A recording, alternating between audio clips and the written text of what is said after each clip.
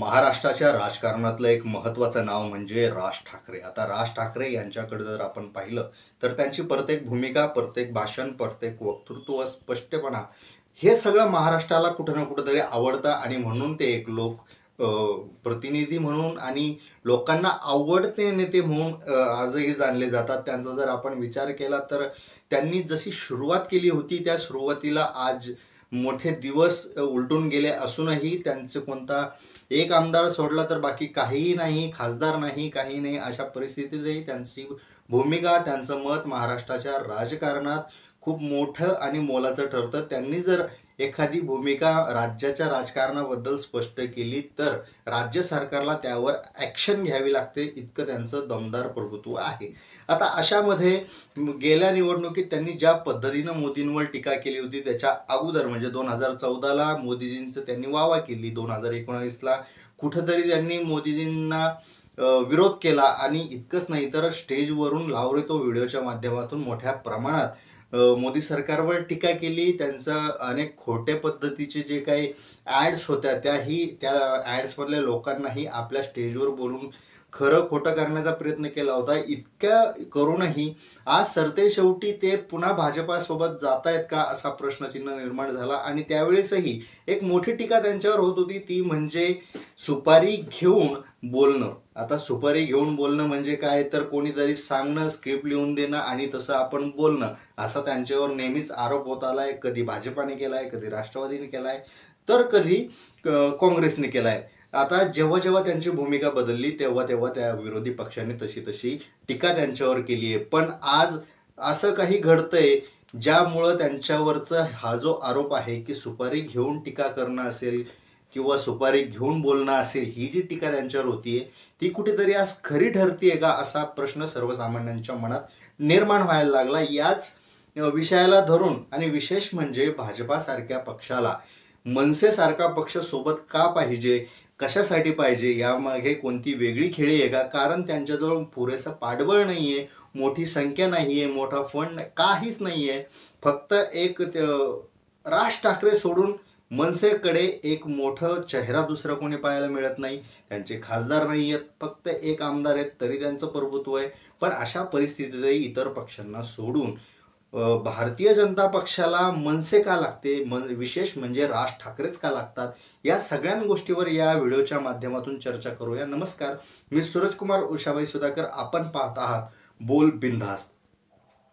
नरेंद्र मोदी आणि त्यांच्या सहकार्यानं म्हणजेच भारतीय जनता पक्षानं अब की बार 400 पार हा नारा दिला आहे. म्हणजेच काय तर 400पेक्षा जास्त जागा जिंकण्याचं ध्येय भारतीय जनता पक्षानं महायुतीनं कुठतरी ठेवलेलं आहे. अर्थात ही मोठी खेळी असणार आहे, पण त्यासाठी प्रत्येक राज्यातून मोठ्या प्रमाणात लोकसभेच्या जागा म्हणजेच खासदार निवडून यायला पाहिजे. आता त्या दृष्टीनं मोठी रणनीती सुरू होतीये.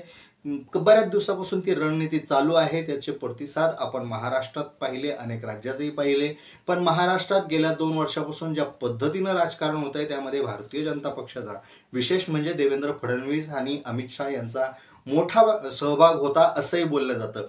पण आता राज ठाकरे का लागतात तर राज ठाकरे एक ब्रँड आहे. दुसरी गोष्ट म्हणजे ठाकरे अगोदर भारतीय जनता पक्ष अगोदर शिवसेनेसोबत होता. अर्थात बाळासाहेब ठाकरे आणि उद्धव ठाकरे, बाळासाहेब ठाकरे गेल्यानंतर सर्वस्व उद्धव ठाकरे झाले. त्याच्यानंतर बऱ्याच गोष्टी घडल्या. बऱ्याच गोष्टी घडल्यानंतर फुटाफूट झाली आणि शिंदे यांच्या बाजूला आले. अर्थात शिवसेनेचं चिन्ह वगैरे सगळे त्यांचे हक्क त्यांना दिले जात आहेत.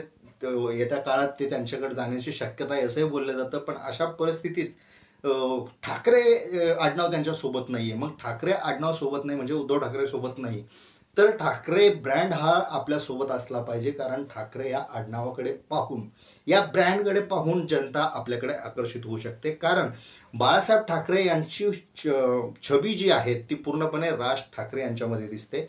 त्यामुळे त्यांचे जे भाषण आहेत, त्यांच्या ज्या सभा आहेत त्या मोठ्या गाजतात. त्याचं परिवर्तन आजपर्यंत मोठ्या प्रमाणात मतात झालं नसलं तरी त्यांचा प्रत्येक भाषण, भूमिका, मत हे विशिष्ट राहिलेलं आहे आणि त्याचा प्रभाव महाराष्ट्राच्या जनतेवर मोठ्या प्रमाणात होतो. कारण त्यांच्या एका शब्दांवर त्यांचे मनसे सैनिक अख्खा महाराष्ट्रही बंद पाडू शकतात अशी एक प्रतिमा तयार झाली आहे. आणि ते नेहमीच एक वेगळी भूमिका घेतात महाराष्ट्राच्या राजकारणासंबंधी. कधी चांगलीही भूमिका घेतात, कधी काही आवडलं नाही तर स्पष्ट नकारही देतात. पण ज्या भाजपासोबत त्यांनी विरोध केला, भाजपाच्या प्रत्येक गोष्टीवर त्यांनी सडाडून टीका केली, अशा परिस्थितीत भाजपासारखा नरेंद्र मोदीसारखा माणूस पुन्हा येऊ नये असंही त्यांच्या बोलण्यातून अनेकदा झळकलं.